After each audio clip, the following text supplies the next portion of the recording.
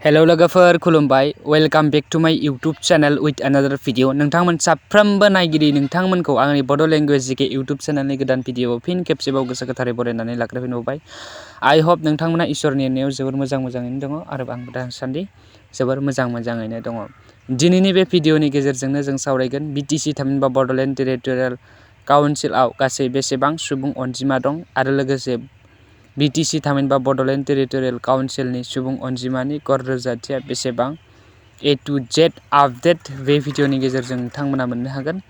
बेनिखायनो नोंथांमोना सासे बर' सुबुंब्ला आई होप नोंथाङाथ' सासे बर' सुबुं जाखागोन, मानोना बर' भिडियोखौ बर' सुबुङासो नायखागोन। देट्स वाइ नोंथाङा जुदि सासे बर' सुबुंब्ला आरो सासे बर' बिमानि बा बर' हारिखौ नोंथाङा अनसायोब्ला बे बड' लैंग्वेज जीके यूट्यूब चैनलखौ साबस्क्राइब खालामना गालांथारगोन।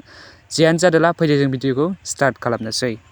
स' B.T.C थामहिनबा बड'लेण्ड टेरिटरियेल काउन्सिलनि गासै सुबुं अनजिमाया गासै 26,31,289 आरो लोगोसे B.T.C थामहिनबा बड'लेण्ड टेरिटरियेल काउन्सिलनि सुबुं अनजिमानि गड़ रोजाथिया गासै 326 बर्ग किल'मिटाराव थामहिनबा 840 बर्ग मिटार।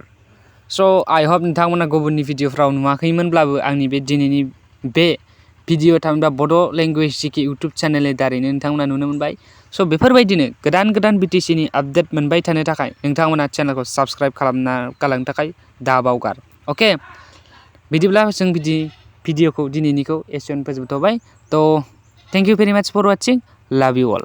जय बर' हारिनि जय।